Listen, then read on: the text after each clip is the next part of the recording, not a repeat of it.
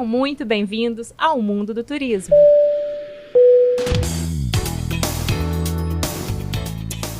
O turismo fala sobre experiências, deslocamentos e ocupações. O turismo interliga política, economia, história, tecnologia, sociedade. Enfim, turismo é um mundo e movimenta o mundo.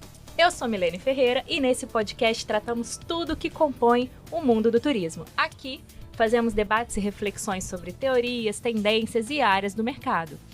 E você já sabe quem tá aqui comigo, né? Sim, ele, o nosso queridinho Lucas Gamonal. Sim, minha parceira, estamos aqui em mais um episódio, dessa vez para contar um pouco sobre esse universo tão vasto que o turismo abarca. Mas, já que esse universo é tão múltiplo, a gente quer saber de vocês. O que vocês querem ouvir, acompanhar aqui no nosso programa. Então, deixem lá no nosso Instagram, @omundodoturismo. Deixem dicas, críticas, sugestões para os nossos próximos episódios. Lucas, no nosso 7º episódio, nós vamos abordar um tema muito interessante. Vamos falar sobre o turismo e a cultura de fãs, mais especificamente tratando o turismo otaku. Você aí que nos assiste já ouviu falar? Bom, para começar essa conversa, é importante marcar que otaku é o termo usado para definir as pessoas que se interessam pela cultura pop japonesa, em especial os animes, aqueles desenhos animados, sabe? Pois é, então, Milene. E também quem curte os mangás, aquelas histórias em quadrinhos, né? Enfim, quem consome produtos da cultura japonesa de forma geral, certo? Depois o Dionísio vai falar pra gente melhor. Eu já tô, então, adiantando o nosso convidado, mas pegue seu passaporte, ajuste sua câmera, porque nós vamos explorar esse universo juntos. Bom, para o papo de hoje, Lucas já adiantou, já deu um spoiler aqui, chamamos nosso querido convidado Dionísio Brazo. O Dionísio é turismólogo, mestre em cultura e territorialidades e doutorando em comunicação, todos pela Universidade Federal Fluminense, a UF. Seja muito bem-vindo, Dionísio. Muito obrigado, pessoal. Um prazer estar aqui. Obrigado, valeu mesmo. Obrigada. Bom, então vamos lá, começar o nosso papo. Turismo otaku é uma segmentação emergente no Japão, em que os otakus se deslocam a fim de terem contato com esse patrimônio japonês, sempre pensando nas animações, certo? Então, Dionísio, conta pra gente, primeiro, de onde surgiu a ideia de estudar esse fenômeno, por que você, na graduação em turismo, teve esse interesse, enfim, de onde isso surgiu? O interesse de pesquisar o turismo otaku, de pesquisar esses fãs da cultura pop japonesa, ele nasceu pela minha própria motivação, que eu consumia durante a infância, principalmente, muito mangá, muito anime. Eu era esse tipo de criança que ficava na frente da televisão muito tempo assistindo desenho, em especial os desenhos japoneses. E aí eu quis relacionar isso com o TCC, né, para ser um TCC mais prazeroso, menos difícil de fazer. E aí eu fui engajando nisso, assim, eu fui tentando ver qual era a relação do turismo com a cultura pop japonesa, qual era a relação do turismo com os fãs, com essa cultura fã também. E aí eu fui desenvolvendo ele. Eu começo a pensar mesmo, ali no segundo período, muito precoce, assim, ver o que tem, dou uma esquecida nele, mas sempre voltando, sabendo que eu queria trabalhar com aquilo, mas dou uma esquecida e volto a pensar lá pro 6º, 7º período, já quase no final da graduação. E aí que eu me dedico com mais força mesmo, escrevendo artigo, botando no papel mesmo o que eu tô entendendo com aquilo, lendo muita coisa do turismo, tendo uma bagagem da cultura muito forte para tentar relacionar, porque é muito pouco a produção que se tinha. E aí é por isso assim, que eu vou seguindo por esse caminho. É muito bom. Bom, aqui no Brasil, a gente tem uma grande expressividade de otakus no bairro Liberdade, em São Paulo, né? E isso se dá majoritariamente por conta dos equipamentos com características orientais, resultado da ocupação japonesa na década ali de 1912. Você chegou a fazer trabalho de campo lá, né? E aí conta pra gente como foi viver essa experiência. Foi uma experiência muito legal, embora com um pouco de ansiedade no começo, porque eu vou pra lá naquele comecinho, né, tentando fazer o TCC, eu vou pra lá tentando fazer uma pesquisa de campo, entrevistando as pessoas que estão lá. Só que eu não consigo fazer, até por conta da minha própria postura, que eu sou uma pessoa tímida para fazer esse tipo de entrevista. Seria uma entrevista na rua, tentar entrevistar as pessoas que estão passando e estão vivendo suas vidas e por um acaso vão ter que parar para dar uma entrevista para um estudante. Então, não consigo fazer, mas eu consigo analisar qualitativamente de outros modos, assim. Então eu consigo identificar essa mancha oriental que é ali, que é produzido, que é construído ali, principalmente pela Secretaria de Turismo da época, né, de São Paulo. Eu consigo identificar ali que ali é um pedaço otaku com várias coisas relacionadas, consumo, evento, gastronomia. Então eu consigo também dar consigo driblar mesmo isso. E depois eu volto fazendo outros trabalhos, conversando com outras pessoas, mas aquele bairro me chamava muita atenção pela minha própria motivação, que eu não queria trabalhar com evento, não achava que fazia parte do meu perfil mesmo, então eu vou trabalhar com o bairro, e o bairro é muito legal, tem uma história muito bacana, então eu consegui aprender muita coisa, ter a curiosidade que eu tinha, eu consegui descobrir mais, então acho que foi bem, bem bacana escolher o bairro como o campo, né, de pesquisa.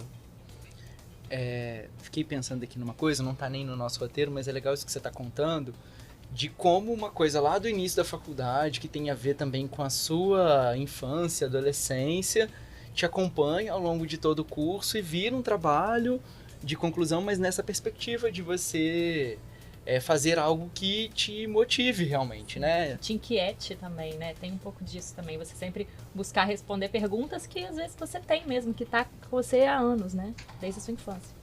Pensando Sim. que parte dos nossos ouvintes é de estudantes também, né? Por isso que eu tô falando sobre isso, né? Porque é interessante, às vezes as pessoas perguntam, mas o que eu vou fazer no meu trabalho? E tá aí, né? Uma coisa que você vivenciou, enfim.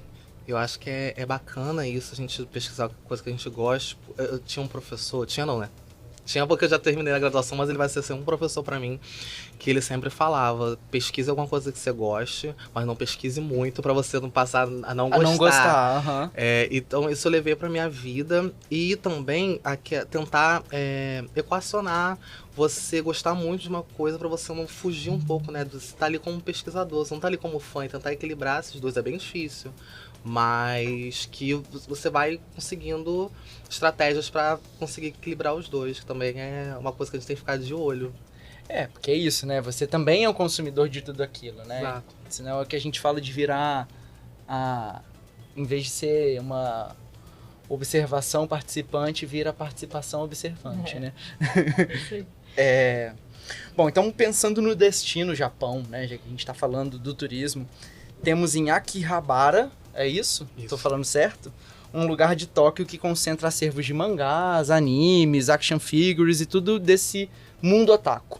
Lá é o foco das visitas de turistas que curtem essa cultura, como é? Em número, assim, eu não sei precisar, mas a Akihabara, ela ganha um grande destaque para os fãs, não só do Japão, mas aqui no Brasil também, que viajam para lá, porque lá é um espaço dedicado para consumo disso, assim, então você consegue, é como se fosse um grande parque de diversões que você encontra várias lojas, que você pode comprar vários produtos que você não encontra aqui. É claro que com a internet, com as lojas virtuais, você consegue comprar, mas você não encontra em loja física, então isso também dá uma outra cara. Não só as lojas, mas as próprias ruas, tudo é muito pensado para esse público. Então o consumo é muito grande por conta disso também, que lá você acha com muita facilidade, coisa que você não acha fácil, assim, você não acha em qualquer lugar. E muita coisa exclusiva também. Tem uma loja, se eu não me engano, do Pokémon, que vende produtos exclusivos do Pokémon lá. Então tem algumas coisas que você só vai encontrar lá, você vai encontrar em outro lugar. Bom, por falar em Pokémon, quando a gente pensa, né, na cultura japonesa, vem à cabeça também o jogo Pokémon GO, que foi um sucesso, uma febre, e que incentivava as pessoas a irem em lugares e atravessar a cidade atrás, né, buscar os Pokémons. E nos atrativos turísticos tinha uma maior concentração, né? E na sua opinião, Dionísio, como que isso se relaciona com o turismo, né? Como você acha que esse jogo e o turismo, como eles estão imbricados, assim? Muito bacana, porque é isso, eu jogo Pokémon GO até hoje, assim, tava jogando vindo aqui pra cá. Eu acho que a gente não explorou toda a potencialidade que o jogo tinha. Eu lembro que teve, se eu não tô enganado, na revista Hospitalidade, saiu uma edição específica pra pensar o Pokémon GO. E dali saíram trabalhos muito legais, não só pensando o jogo em si, mas pensando o que o jogo mobiliza. Então, ir para outros lugares, é a própria ideia de gamificação, de pensar realidade virtual. E tudo aquilo eu acho que foi, assim como o jogo também, né, foi um ponto muito, muito fora da curva, um ponto muito específico, que depois deu uma esfriada.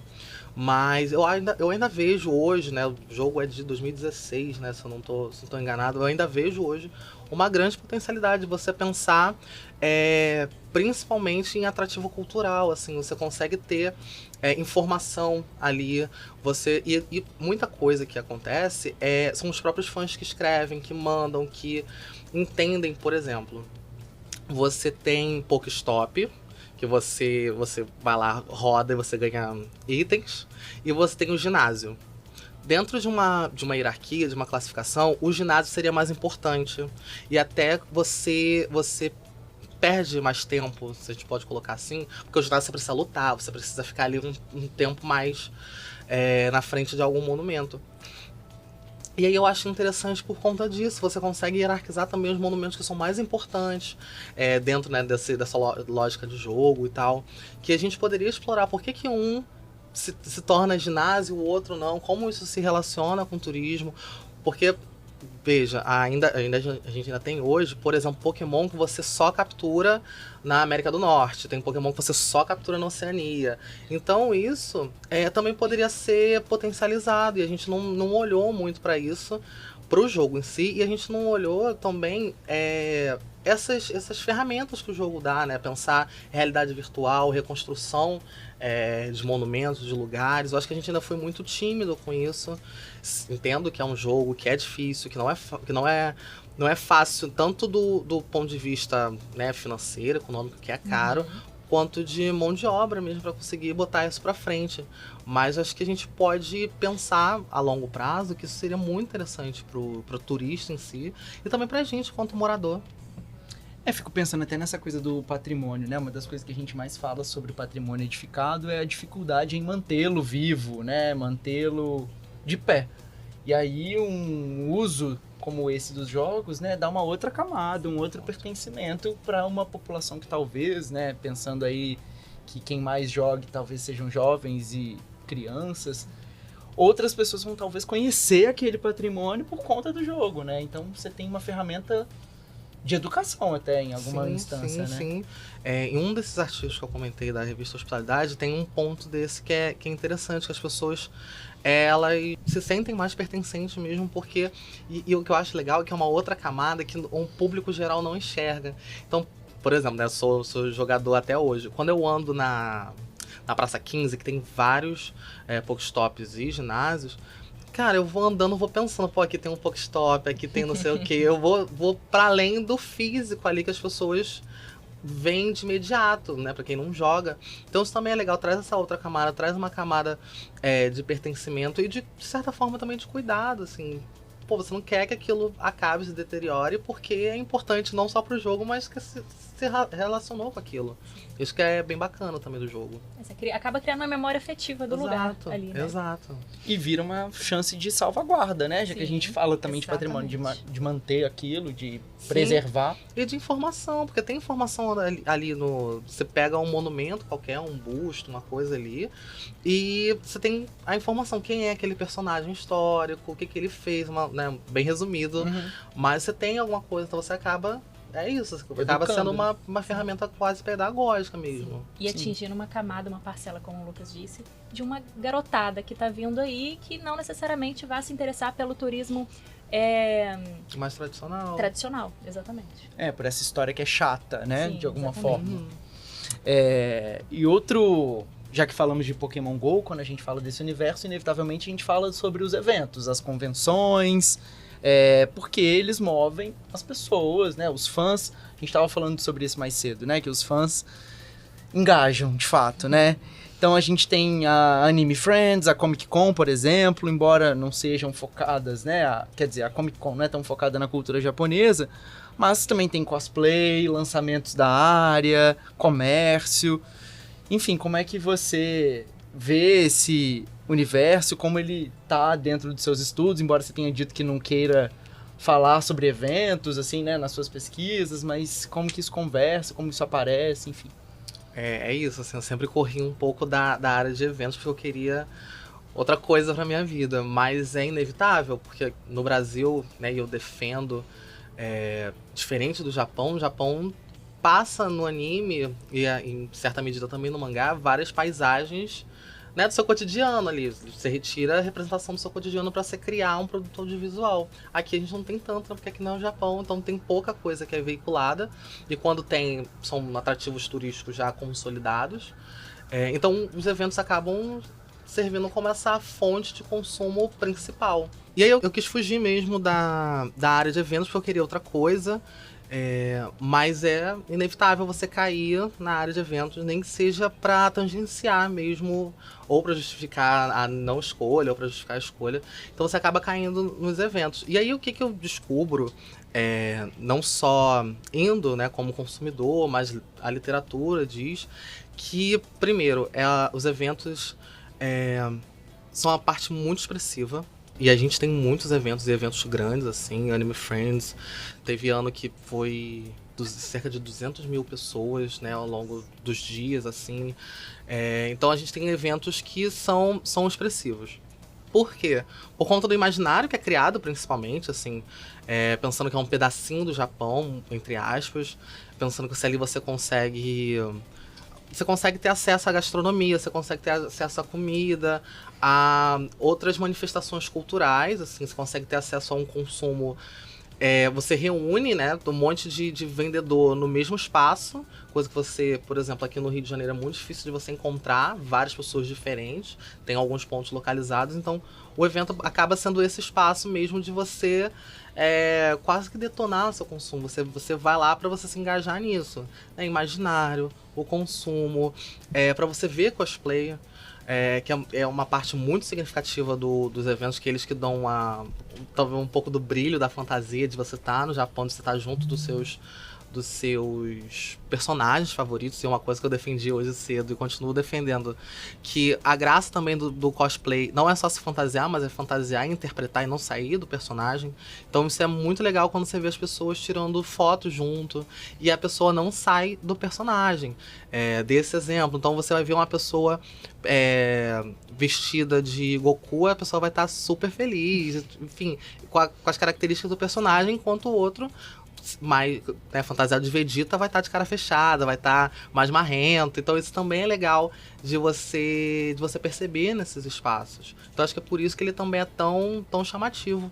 Ao mesmo tempo que, pelas entrevistas, pela literatura, a gente está passando por um processo um processo de descaracterização, ou um processo, né, de mistura de outras matrizes culturais, outros referenciais, e que para boa parte do público desses eventos é visto como algo negativo. Então, na medida em que, por exemplo, o Anime Friends vai se abrindo pro pop coreano, até pro pop estadunidense mesmo, não precisa nem ser só da Ásia, eles vão entendendo isso como uma coisa ruim. Porque você acaba perdendo espaço, né? Porque é uma disputa por espaço, você tem cada vez menos espaço com isso. Mas que também é da própria ordem da cultura também. Essa troca, essa mistura é muito própria da cultura. Então eu não faço juízo de valor, tô aqui para pesquisar sobre isso, para comentar sobre isso. Mas que é um ponto também que tem sido bastante visto nas entrevistas. Bom, Dionísio, nós abrimos uma caixinha de pergunta e como o tema é super interessante, super inovador, nós recebemos várias perguntas, então se prepara que temos várias.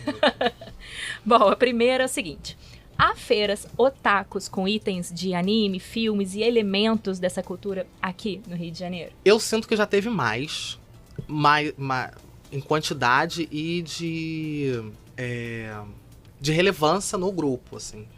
Eu acho que hoje tem menos relevância aqui, acho que tudo acaba caindo em São Paulo, inevitavelmente. Mas eu também sinto um processo de tentar resgatar essa herança, assim, carioca que a gente tem. Mas é nisso, nessa mistura de... Eu não sei da parte da produção, assim, acho que é interessante até como ponto de pesquisa para quem está se aventurando com isso. Porque talvez seja mais barato você misturar tudo, que você consegue um público maior. Mas ainda tem, assim, muito muito pontual, não como uma feira consolidada, como a gente vê em vários lugares, mas eu falei hoje cedo também, a gente tem na Avenida Central, no edifício central, na Rio Branco, um concurso de cosplay. Olha. Que eu já fui nas 2 edições, na primeira e na segunda. E na segunda tava muito mais cheio que a primeira. E pra quem gosta, né, desses eventos raiz, era muito raiz mesmo. Não tinha ar-condicionado, o ar-condicionado era pouco, tinha muita gente junto, tinha uma galera vendendo, galera pequena mesmo, e também a própria loja que organizou, então coisas tanto de fãs que fizeram, quanto action figures, coisas mais elaboradas mesmo. Então é bacana ver como isso se permanece. Bacana. Outras perguntas que vieram lá da nossa caixinha. Como o turismo otaku tem mudado nos últimos anos no Brasil? Você percebe, né? Você estava falando sobre, por exemplo, os eventos, que o público tem se decepcionado de algum modo com a abertura, com essa hibridização, enfim. É porque, assim, quando eu faço meu TCC, quando eu apresento o TCC lá em 2017, eu sou talvez, não sei se talvez o primeiro, porque eu não possa parecer arrogante, mas eu pego o termo turismo otaku e desenvolve. Vou e pego pra mim, assim, vamos. Isso é o turismo otaku. Uhum. Até porque eu acho que tá muito mais consolidado o turismo otaku, turismo anime, peregrinação anime, turismo de conteúdo no Japão, por conta de todas as características relacionadas, do que aqui. Então eu não sinto ainda que mudou, porque eu acho que ainda nem começou direito, porque a gente tem algumas coisas, eu que defendo nos textos, a gente tem um amadorismo ainda muito grande do turismo otaku. Não amadorismo no sentido do juízo de valor, mas é porque a gente não tem a gente não tem política pública voltada, a gente não tem turismólogos pegando nisso. O que a gente tem, por exemplo, no Anime Friends, aí o Anime Friends vai ser sempre o exemplo, assim, que é o que desviou da rota. Ele, por um decreto, né, da cidade de São Paulo, ele vira um festival. Aí, por isso, entende-se que tem mais investimento da cidade, porque movimenta mesmo. Não sei se vocês já foram, assim, é uma doideira em volta. Quando eu fui, você não conseguia pegar o ônibus do evento, assim, é muita gente, e é um esquema complicado de evento, é um evento grande, assim. E aí eu acho que a gente ainda não percebeu isso, ou tanto da parte da produção mesmo, ou da gente, acho que a gente não percebeu isso de forma muito mais qualificada. Quando você tem as viagens para lá, para São Paulo, são feitas por caravanas, os sites dos diferentes eventos tem uma parte específica para você cadastrar a caravana, para você ser o oficial daquele evento. Então é muito uma lógica de fã. Eu construo a minha caravana e aí eu chamo várias outras pessoas, monto meu pacote sem ter qualificação mesmo para isso, e levo e participo. E quando as agências, aí tem um dado interessante, quando as agências vão fazer isso, é uma coisa que a gente falou cedo, que eu defendo que também, além, não só ser turismólogo, mas você precisa ser fã, não precisa necessariamente ser fã da cultura pop japonesa, mas algum fã, porque eu entendo que o fã vai ter uma sensibilidade maior nesse processo, as agências acabam fazendo umas coisas que não é o que esses jovens estão querendo, sabe? Até porque a lógica é diferente, o perfil é diferente.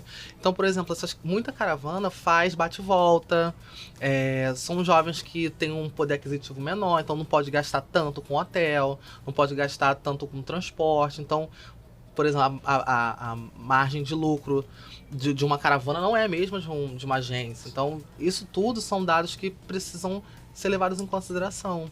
Então eu acho que a gente ainda está caminhando nesse sentido. E aí pensando mesmo promoção desses diferentes eventos, assim, as cidades, criar, por exemplo, um calendário de eventos, fazer com que isso seja seu mesmo. Sim. E aí você estava falando muito também desses jovens, e aí a pergunta também é sobre quem é esse público que consome esse tipo de destino e se a nostalgia tem um papel no turismo otaku. Você estava falando de jovens mais cedo, e aí explicando, porque o Dionísio participou da minha aula hoje à tarde, então por isso que a gente tá falando mais cedo, né? Você falou sobre isso também, né? Da nostalgia, que muitas das vezes são os pais que colocam os filhos para assistir aquele determinado anime, enfim, então quem são essas pessoas que consomem esse destino e como é a nostalgia nisso? Ali no final do TCC, início do mestrado, foi um gap, foi uma coisa assim que ficou sem resposta pra mim do porquê que aquelas pessoas eram tão nostálgicas, assim. E depois eu fui entendendo. Hoje, quem tem... Pensando que ao longo dos anos a gente foi tendo mais formas de consumo mesmo. Quando eu era pequeno, a quantidade de brinquedos, de produto, era pequeno perto, era grande, mas era pequeno perto do que a gente tem hoje. Hoje a gente tem uma... E a internet ajudou muito nesse processo. Então a gente pode comprar o que quiser, muito entre aspas, né? Tendo dinheiro, tendo cartão, tendo acesso à internet, tendo várias coisas. Mas a gente tem muito mais acesso, pelo menos para saber que o produto existe, que na minha época não tinha como você saber. Né? Uma época sem internet, quando eu era mais jovem, você dependia de produtos que eram comercializados em comercial, de televisão e tudo mais. Então a minha inquietação foi que o turismo agora, ele se configura como mais uma possibilidade de consumo para esses fãs. Ao lado de anime, ao lado de mangá, ao lado de várias outras coisas. E aí uma coisa que eu descobri era uma categoria muito específica de jovens. E aí, pensando como Bourdieu, que juventude é só uma palavra, o que eu trato não tem necessariamente a ver com uma faixa etária, porque ela é arbitrária, eu tive esse dado, assim, são jovens, e é isso. Por que são jovens? Porque agora eles trabalham, eles têm dinheiro pra consumir, e aí consomem muita coisa que eles não tiveram acesso na infância. Ou, se tiveram, eles continuam consumindo de outras formas. Então, se na infância eles só assistiam desenho, agora eles tentam comprar um bonequinho. Agora eles tentam montar uma fantasia de cosplay, que agora também é mais fácil, você consegue comprar cosplay pela internet. Antes, ou você fazia, e uma das graças do cosplay também é essa, ou você mandava pra uma costureira, e aí você precisava explicar tudo pra costureira de como fazia, e saía caro também, que é um trabalho super complexo de você fazer. E aí são essas pessoas hoje que conseguem muito mais facilmente. E aí o turismo nasce daí. E aí o turismo otaku, né? E aí o signo da nostalgia, pra mim, tá presente em todo o meu trabalho. Porque são essas pessoas que, muitas, largaram, assim, de certa forma, pararam de consumir. E outras que não pararam de consumir, continuam. Então isso é importante pra mim, isso é bacana de ser visto. Isso é muito interessante, né? E, inclusive, os pais que projetam nos filhos, né? Vão falando, é o meu filho que gosta, mas na verdade tá ali, né? Exato. Camuflado atrás do filho. Exato, a gente conversou sobre isso mais cedo, que tem uma parte, né, dessa galera que fala que os eventos foram descaracterizados e tudo mais, que não querem voltam pra levar os filhos. Que aí é importante que os filhos tenham esse tipo de experiência, memória afetiva relacionada. Tem alguns vídeos também no TikTok que eu vejo que é como se fosse o reacting, né? Do pai gravando a filha ou o filho em alguma cena de anime, né? Acho que semana passada eu vi um que era do Digimon, assim.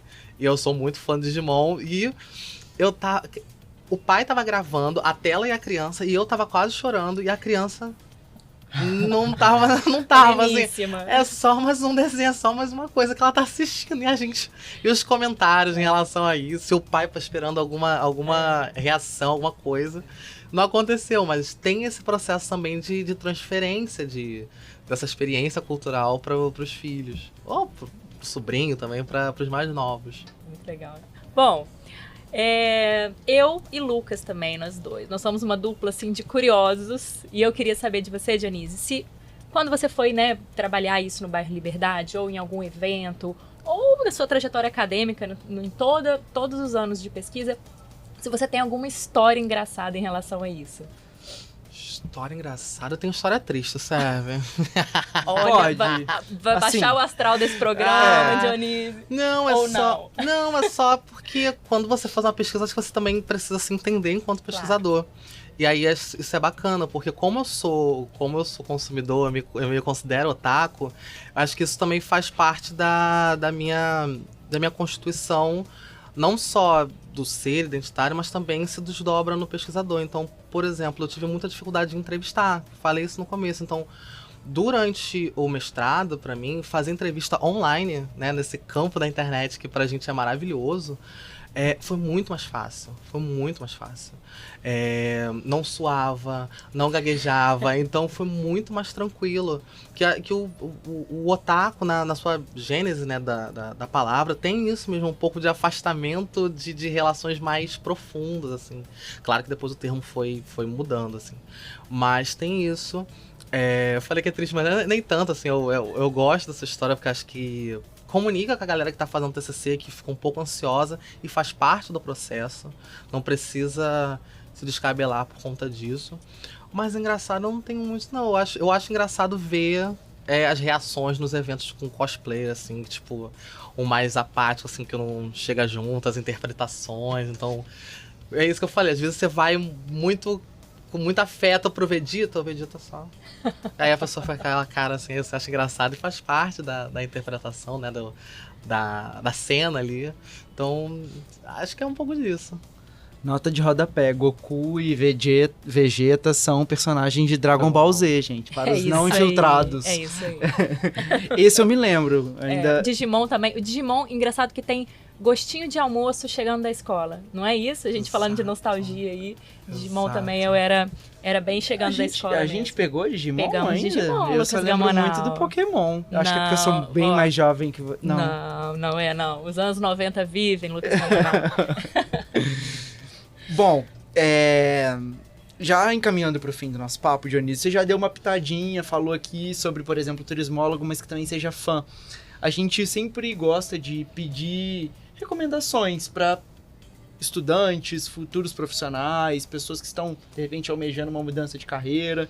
Então, assim, eu acho que o que dialoga com o nosso papo aqui seria, de repente, a elaboração de roteiros, organização de eventos, ou mesmo na pesquisa, né, que é o que você mais faz.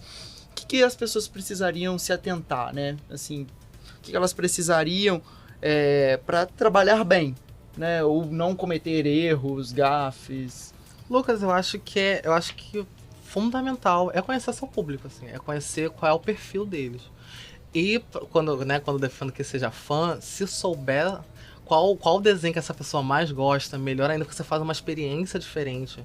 Então, por exemplo, às vezes nessas caravanas rola brinde, rola uns mimos, assim. Então, se aquilo comunica com a identidade daquela pessoa, é maravilhoso, assim. Tipo, se eu participo disso, se, sei lá, alguém me dá alguma coisa de Naruto, eu não assisti Naruto ainda. Então, não me fala muita coisa. Embora, né, goste de tudo que tá presente, não me diz muita coisa. Agora, se me der um de Digimon, vou amar. Então, acho que é nesse processo, assim, você entender com quem você tá trabalhando, qual é o seu público consumidor.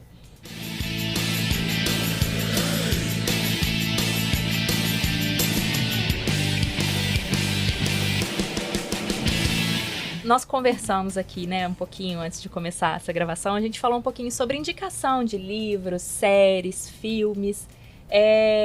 Pode ser algo que tenha te inspirado a pesquisar, pode ser, um livro que você tenha visto, algo que tenha inspirado a pesquisa, algo que tenha inspirado a sua vida mesmo, a sua profissão. Conta pra gente aí, o que você indica? E algo que você gosta também, que a gente falou assim, que de repente você fala, poxa, todo mundo deveria assistir. Hoje você falou mais cedo de um filme, talvez... É que o filme Já é triste, spoiler, não, né? é porque o filme é triste, eu não vou indicar esse filme, mas era O Túmulo dos Vagalumes, do Estúdio Ghibli. Mas a gente, né, conversou e eu fiquei pensando. Eu acho que primeiro, é o livro do Barral, Etienne Barral, um jornalista, que é Os Filhos do Virtual. Cara, se você estuda otaku, ele acaba sendo exemplar, assim, que você entende. Por mais que seja um jornalista, ele faz quase um trabalho de antropólogo, assim, de escrever muita coisa daquele momento, da década de 80. E é muito legal de ler, é fácil de ler, é gostoso de ler. Eu pensei também, se você gosta de mangá, se você gosta de anime, pesquise sobre a vida do Osamu Tezuka, né, o considerado deus do mangá, o pai do mangá moderno, que é muito legal. Você se sente criando mangá junto com ele, ele tem uma vida muito legal. E depois, assista desenho, assista filme, conheça o Estúdio Ghibli, tem várias produções muito legais, tanto mais animadas, mais tristes, mas é legal ver como uma produtora de filme consegue, né, chegar no Ocidente com produções tão boas, tão, sabe, e ganhador de Oscar e tudo mais. E, pra acabar, veja desenho e tente ver como aquilo se relaciona com a concretude mesmo, com a realidade. Aí eu dou o exemplo sempre do Digimon, mas o Digimon passa cenas que existem de fato, e outros desenhos também, outros animes também fazem isso. E talvez seja legal para dar umas sacadas, para dar uma luz no que a gente tá pensando. Beleza, depois a gente coloca na lista de indicações para as pessoas poderem buscar o livro. Você falou que é difícil de conseguir, né, o exemplar, mas a gente coloca lá. Muito bem.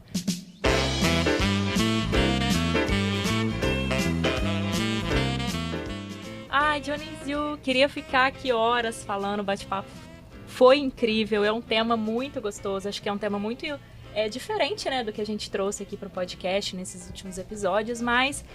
E é por isso que a gente precisa terminar. E a gente quer saber de vocês aí, né? Do que vocês que assistem, se vocês gostaram do tema. Comenta lá no Instagram ou até no YouTube. Enfim, sim, gente, a gente também tá no YouTube no formato videocast. Nós estamos muito chique, né, Lucas? Isso aqui você viu, né? Super produção. Eu vi. Bom, Dionísio, também quero muito te agradecer, valeu mesmo. O dia juntos hoje, né? Foi incrível, valeu mesmo. E valeu, parceira. Pois muito obrigada, Dionísio. Eu que agradeço o convite. Muito obrigada, Lucas, né? Mais um episódio juntos, nessa casadinha aí maravilhosa. E eu queria agradecer nesse episódio em específico a nossa parceira, a nossa bolsista maravilhosa, Amanda, que vem nos acompanhando aí nessa segunda temporada e que tá abrilhantando tudo por aqui, as nossas redes sociais. Fica o nosso agradecimento. Muito obrigada, Amanda. E seguimos juntos também.